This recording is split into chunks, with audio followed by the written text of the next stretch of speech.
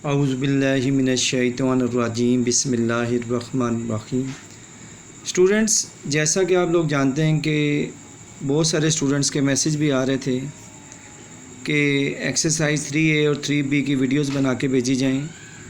कुछ बच्चे summer camp को ज्वाइन नहीं कर सके थे, तो मेरे पास वीकेंड पे 2 दिन थे, तो मैंने कोशिश की कि इनकी सबसे पहले मैंने इसकी असाइनमेंट्स तैयार की, इनके नोट्स तैयार किए और उसके बाद फिर मैंने इनकी वीडियोस बनाकर आपके साथ शेयर की। तो अब हम एक्सरसाइज 3B को शेयर करने जा रहे हैं। स्टूडेंट, ये दोनों वीडियो 3A 3B एंड तक देखें तो आप आसानी से इस चैप्टर में से 25 मार्क्स का पेपर अटैम्प्ट कर सकते हैं। ठीक है, बड़ा इंपॉर्टेंट चैप्टर है और छोटा सा चैप्टर है और 4 to 5 लॉन्ग क्वेश्चन जो है इस चैप्टर में से आने हैं। सब बच्चों ने इसके ऊपर फोकस करना है। ठीक है, तो अब हम इसको स्टार्ट करते हैं और इस वीडियोस को अपने दूसरे दोस्तों के साथ भी शेयर कर लीजिएगा, अपने क्लास फेलोज़ के साथ भी शेयर कर दीजिएगा और इसके साथ साथ जिन्होंने अभी तक चैनल को सब्सक्राइब नहीं किया वो चैनल को सब्सक्राइब भी कर दीजिएगा, बेल आइकन पे क्लिक भी कर दीजिएगा ताकि बाकी चैप्टर्स की वीडियोज़ की भी का नोटिफिकेशन आपको मिल सके। तो वक्त ज़ाया किए बगैर हम अपनी एक्सरसाइज को स्टार्ट करते हैं। हमारे पास पहला क्वेश्चन है, how much zakat does Albert have to pay on his yearly saving of Pakistani rupees 4 lakh. Albert ने जो है वो उसकी जो सेविंग है ईयरली वो 4 लाख रुपए है, 4 लाख है। अब उसमें सवाल उसका ये है कि how much zakat does Albert have paid, यानी ज़कात 4 लाख रुपए पे 4 लाख के ऊपर एल्बर्ट ने कितनी ज़कात पे की है, ये हमने फाइंड आउट करना है। यू नो दैट स्टूडेंट्स, आप जानते हैं कि ज़कात का जो रेट होता है वो 2.5% होता है, यानी 100 पे 2.5 रुपीज़, 1000 पे 25 रुपीज़ और 1 लाख पे 2500। स्टूडेंट्स, हम देखते हैं हमारे पास क्वेश्चन है। जो क्वेश्चन नंबर 1, सबसे पहले एल्बर्ट ईयरली सेविंग उसकी कितनी थी, रुपीज़ 4 लाख और रेट ऑफ ज़कात स्टूडेंट्स कितना है 2.5% और अमाउंट ऑफ ज़कात हमने फाइंड करनी है। अमाउंट ऑफ ज़कात क्या होगी, जितनी टोटल अमाउंट है उसकी सेविंग की उसको हम 2.5% यानी उसके रेट से मल्टीप्लाई कर देंगे। अब 2.5% का मतलब होता है स्टूडेंट 2.5 ओवर 100। तो आप 4 लाख को 2.5 से मल्टीप्लाई करेंगे, 100 से डिवाइड कर देंगे तो आपके पास आंसर आ जाएगा अमाउंट ऑफ ज़कात रुपीज़ 10,000।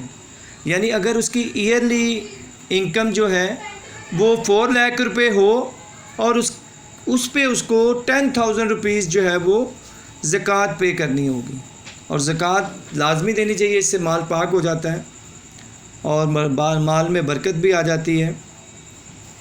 क्वेश्चन नंबर 2 स्टूडेंट्स, अब देखते हैं हम लोग। क्वेश्चन नंबर 2 देखें, रिसोर्स पैक ओपन कर लें सब बच्चे।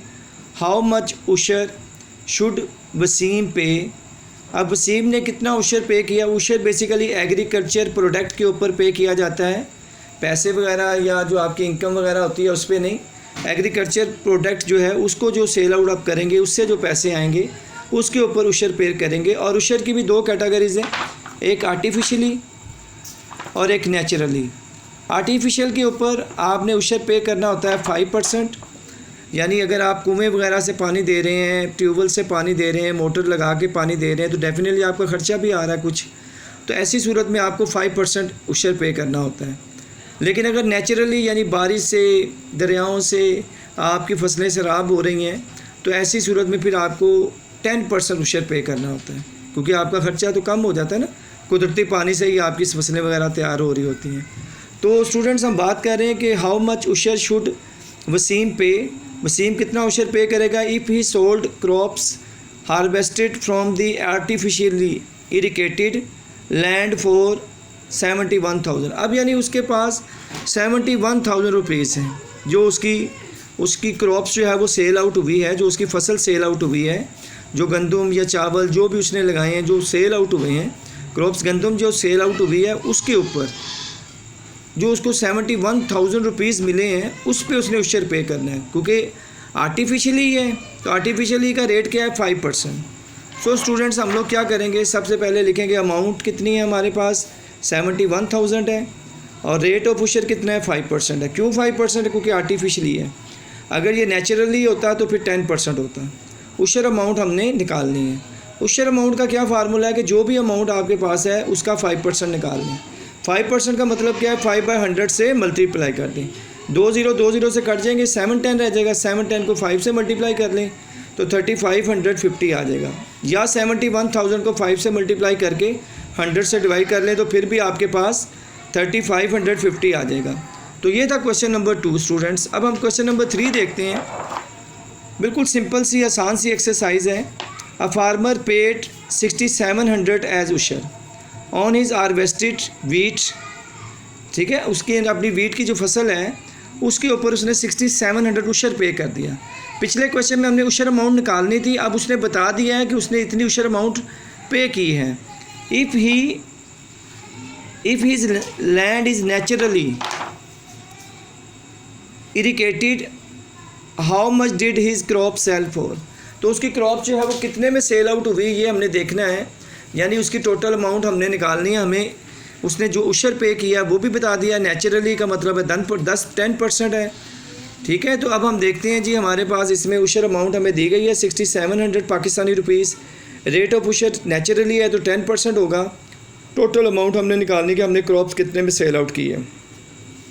सो फार्मूला क्या होता है student, ushr amount is equal to total amount multiply rate of उशर।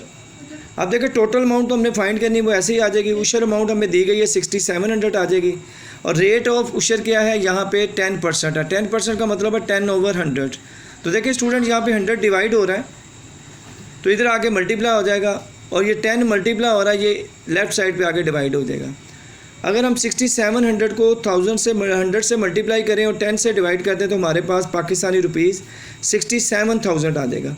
यानी जो उसकी क्रॉप सोल्ड हुई थी वो 67,000 हुई थी, और नेचुरली उसके ऊपर 10% निकाला तो 6700 उसने उशर पेड किया था। तो यानी ये दोनों दूसरा तीसरा क्वेश्चन सेम था, उशर से रिलेटेड ही, लेकिन एक में उसने अमाउंट्स दी थी आपको, टोटल अमाउंट, और उशर पेड अमाउंट फाइंड करवाने के लिए कही थी। तीसरे सवाल में उसने उशर अमाउंट आपको दे दी थी और टोटल अमाउंट फाइंड आउट करवाने के दी थी। सो स्टूडेंट्स आगे देखते हैं हम लोग। क्वेश्चन नंबर 4 है, a man left saving of Pakistani rupees 2,49,600 in the bank. एक शख्स फोत हो गया और अपने लहाकिन के लिए, अपने बच्चों, बीवी और बेटियों वगैरह के लिए, अपनी औलाद के लिए, अपनी बीवी के लिए 2,49,600 बैंक में छोड़ के चला गया। अब स्टूडेंट्स ये पैसे किस तरीके से डिस्ट्रीब्यूट होंगे, ये basically Islamic laws of inheritance के मुताबिक, वरासत के कवानीन के मुताबिक ये पैसे डिस्ट्रीब्यूट होंगे। ऐसा नहीं होगा कि कोई एक पर्सन ये पैसे ले ले, ठीक है। एक पर्सन सिर्फ उसी सूरत में ले सकता था जब वो शख्स ज़िंदा था। अब क्योंकि वो शख्स फोत हो चुका है, लिहाजा ये अमाउंट जो है वो प्रॉपर डिस्ट्रीब्यूट होगी उसकी फैमिलीज़ में। तो determine the amount of inheritance, amount आपने निकालनी है हिज विडो, उसकी जो बीवी है आपको, कि वो बेवा हो चुकी है। सन, उसका एक बेटा है। आपको याद रखना होगा कि बेटे को डबल मिलता है और बेटी को सिंगल मिलता है। यानी लेट सपोज अगर हमारे पास 2 लाख रुपया है तो 1 लाख रुपया जो है वो लड़के को मिलेगा और 50 हज़ार लड़कियों को मिलेगा, यानी लड़के को डबल मिलेगा लड़कियों की निस्बत। A son and 2 daughters will receive under the Islamic laws of inheritance. यहाँ स्टूडेंट मैं आपको क्लियर करता चलूँ कि सबसे पहले आप देखें आपके पास अमाउंट कितनी है। इस अमाउंट में से सबसे पहले बीवी का हक़ है, जिसे विडो कहा गया है। बेवा हो जाएगी, ज़ाहिर बात है, जब उसका हस्बैंड की डेथ हो जाएगी तो उसको 1/8 उसका शेयर होता है जो उसको दिया जाता है। यानी आपके पास जितनी भी अमाउंट होगी, जो शख्स जितनी भी अमाउंट छोड़ के गया है उसको हम 1/8 से मल्टीप्लाई करेंगे, और जो अमाउंट आएगी वो हम उसकी मिसिस को दे देंगे, यानी विडो को दे देंगे। फिर टोटल अमाउंट में से वो अमाउंट माइनस कर देंगे, तो बाकी जो अमाउंट बचेगी 7/8 वो उसके बच्चों में डिस्ट्रीब्यूट होगी। तो अब देखते हैं जी, हमारे पास देखें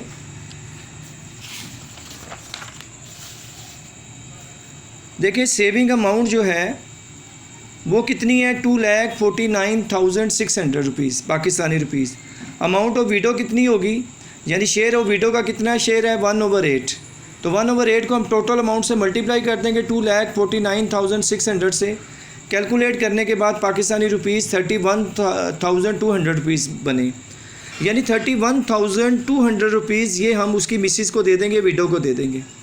तो अब जब रिमेनिंग अमाउंट जो होगी वो बच्चों में तकसीम होगी, तो अब हमने लिखेंगे रिमेनिंग अमाउंट, टोटल अमाउंट हमारे पास थी 2,49,600, उसमें से हमने 31,200 माइनस कर दिए, तो पाकिस्तानी रुपीज़ हमारे पास 2,18,400 आ गए।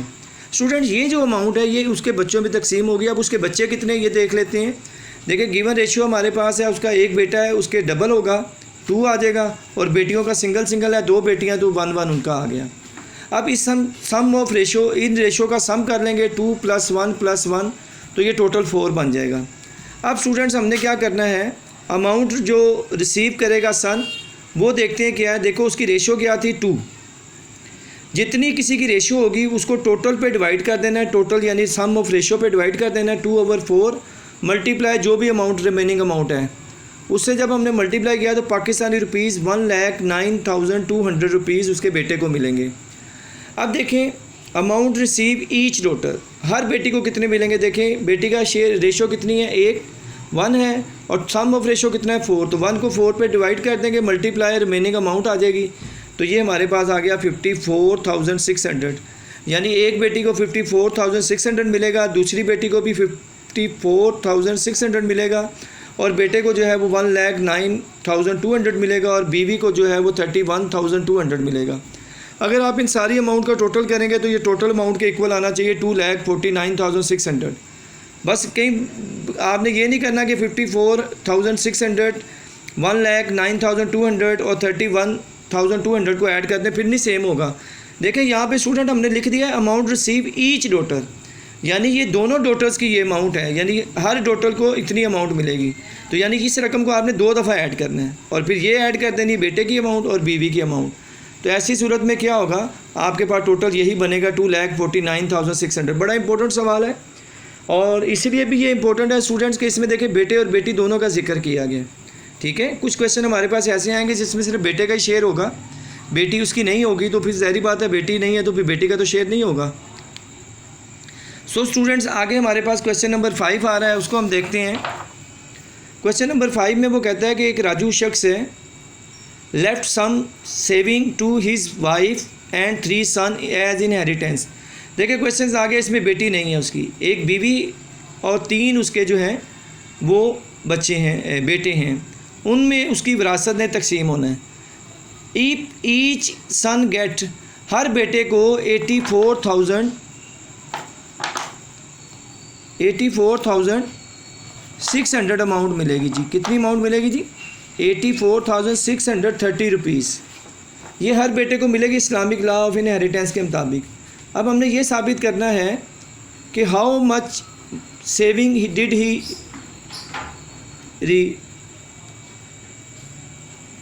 ठीक है, यानी how much saving did he leave. ठीक है, वो कितनी अमाउंट छोड़ के गया है। तो यहाँ बेटा बात समझने वाली है।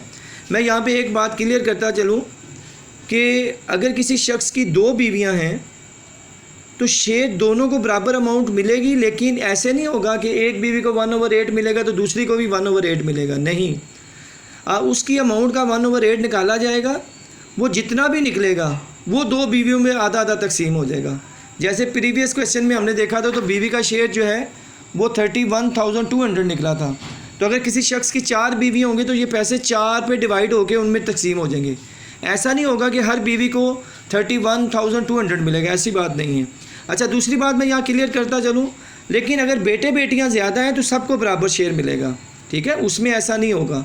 लेकिन बीवी जो है उसका शेयर 1/8 है, वो अगर 1 है तो 1 को मिल जाएगा, 2 है तो 2 को मिल जाएगा, 3 है तो 3 को मिल जाएगा, 4 है तो 4 को मिल जाएगा। तो अब हम अपने क्वेश्चन की तरफ आते हैं। क्वेश्चन नंबर 5 है, क्योंकि हमें टोटल अमाउंट नहीं पता, तो let x denote the total inheritance, यानी वो कितने पैसे छोड़ के गया। हमने सपोज कर दिया कि वो एक्स छोड़ के गया। अब वाइफ का शेयर कितना होगा, 1/8 मल्टीप्लाई एक्स, यानी 1/8 हो गया, और जो बच्चों का शेयर होगा वो क्या हो जाएगा, 7/8 अब जो 7/8 है, अब देखिए उसने कहा कि हर बेटे को कितने पैसे रिसीव हुए, 84,630। उसके कितने बेटे थे, टोटल अमाउंट रिसीव 3 सन्स, 3 से मल्टीप्लाई कर देंगे, यानी 2,53,890। इतनी अमाउंट जो है उसके बेटों को मिली। अब बेटों का शेयर कितना था, 7/8। तो अब हम क्या करेंगे, 7/8 को इस अमाउंट के इक्वल रख देंगे। यहाँ देखें 8 डिवाइड हो रहा है, इधर आके मल्टीप्लाई हो जाएगा, 7 मल्टीप्लाई हो रहा है, इधर आके डिवाइड हो जाएगा। तो हमारे पास अमाउंट निकल आई 2,90,160, यानी ये टोटल अमाउंट थी जो वो छोड़ के गया था अपने 3 बेटों के लिए और बीवी के लिए। अब इसमें से अगर आप बीवी का शेयर निकालना चाहते हैं तो 1/8 से इसको मल्टीप्लाई कर दें। तो जब आप 1/8 से मल्टीप्लाई करेंगे, वो जो भी अमाउंट आएगी उसको अगर इसमें से माइनस करेंगे तो बाकी अमाउंट यही बचेगी बच्चों की 253,890। लेकिन उसने हमें ये नहीं कहा कि आपने बच्चों की अमाउंट बीवी का शेयर निकालना है। उसने सिर्फ हमसे ये कहा था कि टोटल अमाउंट वो कितनी छोड़ के गया है, टोटल इनहेरिटेंस उसका कितना था, वो हमने निकाल लिया 2,90,160। अब स्टूडेंट हमारे पास क्वेश्चन नंबर 6 आ गया। टोटल इसके 7 क्वेश्चन हैं। तो देखिए स्टूडेंट, क्वेश्चन नंबर 6 में वो क्या कहता है, नादिया, जोइसी and Waseem invested a total amount of 9,78,000 to start a business. अब देखो इन्होंने एक बिज़नेस स्टार्ट किया तीनों लोगों ने मिलकर, नादिया ने, जोशी ने और वसीम ने, और इन्होंने टोटल जो पैसा इन्वेस्ट किया है वो है 9,78,000, ठीक है। और इसमें नादिया, जोशी और वसीम ने जो प्रॉफिट रिसीव किए हैं वो इन्हें मिले हैं 29,680, 44,520 और 37,100 eight the end of the month respectively. Determine the amount of each partner invested. अब हमने ये फाइंड आउट करना है कि देखो कोई अमाउंट तो इन्होंने इन्वेस्ट की होगी ना। अब इन्होंने कुछ अमाउंट इन्वेस्ट की, लेकिन तीनों की अमाउंट का टोटल बता दिया गया हमें कि 9,78,000 है, लेकिन ये नहीं बताया गया कि हर बंदे ने कितनी कितनी जो अमाउंट है वो इन्वेस्ट की है, लेकिन ये बता दिया कि उनको प्रॉफिट किस हिसाब से मिले। तो डेफिनेटली देखें स्टूडेंट, जिस बंदे ने ज़्यादा पैसा इन्वेस्ट किया होगा उसको ज़्यादा प्रॉफिट मिलेगा, जिसने कम किया होगा उसे कम मिलेगा। लेकिन हमें ये कहा गया कि इनके प्रॉफिट आपको पता चल चुके हैं, इनकी टोटल इन्वेस्टमेंट आपको पता चल गई, आप इंडिविजुअल सबकी इन्वेस्टमेंट बताएं कि हर एक ने कितना कितना इन्वेस्ट किया है। तो देखें स्टूडेंट्स, हमारे पास सबसे पहले टोटल इन्वेस्टमेंट कितनी है, 9,78,000। अब टोटल प्रॉफिट कितना रिसीव्ड हुआ है, नादिया को इतना हुआ है, जोशी को इतना हुआ है और वसीम को इतना हुआ है। तो इन तीनों के जो प्रॉफिट है इनको अगर हम ऐड करें तो 1,11,300 बनता है, यानी इन तीनों को जो प्रॉफिट रिसीव हुआ है वो इतना हुआ है। अब देखें रेशियो ऑफ प्रॉफिट, कहता है नादिया, जोशी और वसीम, इन तीनों की जो रेशियो है वो हमने इनके प्रॉफिट की रेशियोज़ ले ली। रेशियो ऑफ प्रॉफिट ये आगे, अब देखें तीनों में एक एक ज़ीरो सेम है, इसका मतलब है कि हम इन तीनों टर्म्स को 10 पे डिवाइड कर देंगे। अगर 2 0 सेम होंगे तो 100 पे डिवाइड कर देंगे। मैं शॉर्टकट टेक्निक बता रहा हूँ, डिवाइडिंग ईच टर्म बाय 10। तो जब 10 से डिवाइड करेंगे तो एक एक ज़ीरो ख़त्म हो जाएगा तीनों में से। तो हमारे पास रकम क्या बच गई, 296844523710। फिर देखें सबके एंड में 24680 में से वैल्यूज़ आ रही हैं, इसका मतलब डिवाइडिंग ईच टर्म बाय 2, सारी टर्म 2 पे डिवाइड हो रही हैं। जब हमने सबको 2 पे डिवाइड किया तो पहला आंसर आ गया 1484, दूसरा आ गया 2226, तीसरा आ गया 1855। अब ये किसी वैल्यूज़ पे डिवाइड नहीं हो रहे, इज़ अ लोएस्ट टर्म आ चुकी है। सो अब हम क्या करेंगे, सम ऑफ रेशो, यानी इनका सम कर लेंगे। इसका सम किया तो हमारे पास 5565 आ गया। अब स्टूडेंट हमने नाउ नादिया इन्वेस्टमेंट की, कितनी इन्वेस्टमेंट की है नादिया ने वो चेक करनी है। 1484 यानी जो उसकी रेशियो है उसको टोटल सम ऑफ रेशियो पे डिवाइड कर देना है, मल्टीप्लाई जो टोटल अमाउंट थी, टोटल अमाउंट कितनी थी 9,78,000, उससे मल्टीप्लाई करवा देंगे। कैलकुलेट करेंगे जब तो कैलकुलेटर से आपका आंसर आ जाएगा 2,60,800, यानी नादिया ने जो इन्वेस्टमेंट की है वो कितनी की है 2,60,800। अब देखिए जोशी की इन्वेस्टमेंट देखते हैं तो जोशी की जो रेशियो है वो क्या है 2226 divided by sum of ratio 5565 multiply 9,78,000।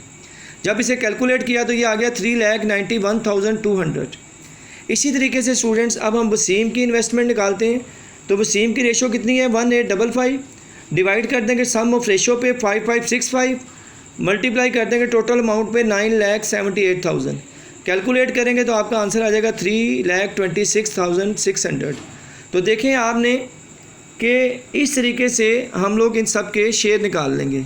तो आप देखें यहाँ पे प्रॉफिट ज़्यादा मिला था जोशी को, तो देखें यहाँ पे इन्वेस्टमेंट भी जोशी की ज़्यादा है 3,91,200, और सबसे कम जो आपने देखा प्रॉफिट है वो नादिया का। तो देखें यहाँ पे इन्वेस्टमेंट भी नादिया की सबसे कम है 2,60,800, और इसी तरीके से तीनों की इन्वेस्टमेंट आ चुकी है। अगर आप इन तीनों अमाउंट्स को प्लस करें तो वो 9,78,000 बनेगी। तो ये था स्टूडेंट क्वेश्चन नंबर 6। इसके बाद स्टूडेंट हम क्वेश्चन नंबर 7 की तरफ आते हैं। तो क्वेश्चन नंबर 7 देखें हमारे पास क्या है। पहले हम क्वेश्चन नंबर 7 को पढ़ लेते हैं, उसके बाद इसको डिस्कस करते हैं। कैन शहाहा and David invested some money in a startup company in the ratio 3:5:4। यानी इन तीनों लोगों ने 3:5:4 रेशो की अमाउंट के साथ अपने बिजनेस में इन्वेस्टमेंट की है। At the end of the year शहाहा decided to give 85,000 of his share of profit to Ken. तो शहाहा ने ये कहा कि भाई जो मुझे प्रॉफिट हुआ है उसमें से मैं 85,000 जो है वो कैन को दे देती हूँ। तो डेफिनेटली जब अब आपके प्रॉफिट में से अमाउंट शेयर हुई तो बाकी देखिए हमारे पास क्या आ गया। In doing so the ratio of the profit received by Ken शहाहा एंड डेविड बिकम 4:6:5। तो वो जो इनकी रेशो थी ना पहले 3:5:4 वो अब चेंज हो गया, क्या आ गई 4:6:5। क्योंकि ज़ाहिर बात है शाह ने अपने प्रॉफिट में से कुछ शेयर जो है वो कैन को दे दिया, तो ज़ाहिर बात है अमाउंट्स की इन्वेस्टमेंट में चेंजिंग आ जाएगी। अब शाह के अमाउंट में से कुछ कमी हुई और जो कैन थी उसके अमाउंट में कुछ इजाफा हो जाएगा। तो वो कहता थी अमाउंट ऑफ प्रॉफिट फाइंड करनी है कि तीनों ने कितना प्रॉफिट हासिल किया है और फिर तीनों की सेपरेट बताएं कि उनके पास the amount of profit each receive originally इन्होंने कितना ही अमाउंट रिसीव की है। यानी 85,000 देने से पहले हमने देखना है कि उनकी कितनी अमाउंट है जो उन्होंने शेयर की है। तो देखें स्टूडेंट्स हमारे पास लास्ट क्वेश्चन है, तवज्जो रखिएगा, फिर मैं आपको बताता हूँ कि इसके कौन से क्वेश्चन मोस्ट इंपॉर्टेंट है। The ratio of the investment Kane शहाहा डेविड अब इनकी रेशो थी 3:5:4। So let denote the initial profit को हमने डिनोट कर दिया कि कैंस का प्रॉफिट कितना है 3x, शहाहा का कितना है 5x और डेविड का कितना है 4x। ये हमने इनके इनिशियल प्रॉफिट जो है वो डिनोट कर दिए x की फॉर्म में।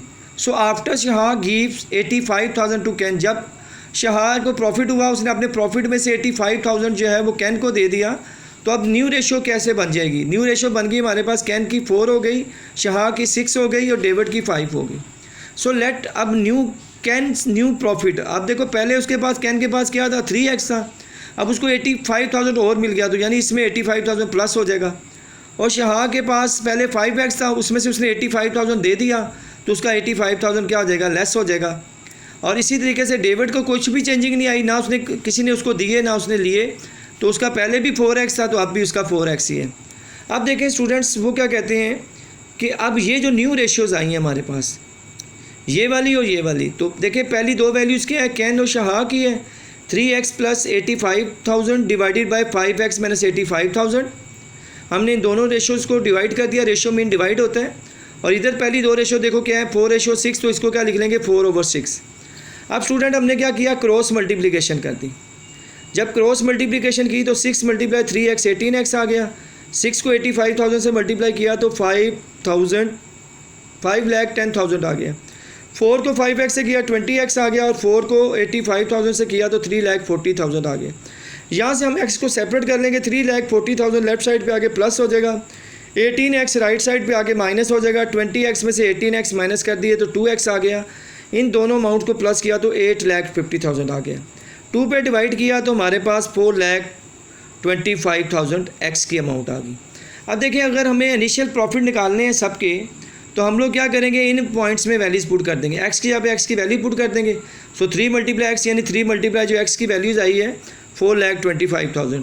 इस तरह 5x है तो 5 × 4,25,000। इसी तरह 4x है तो 4 × 4,25,000। तो हमारे पास इसके रिक्वायर्ड आंसर आ जाएंगे। अब देखें स्टूडेंट्स कैन इनिशियल प्रॉफिट कितना था 3x, तो हमने 3 और x की जगह पे x की वैल्यूज पुट करके मल्टीप्लाई किया तो पाकिस्तानी रुपीज़ 12,75,000 आ गया।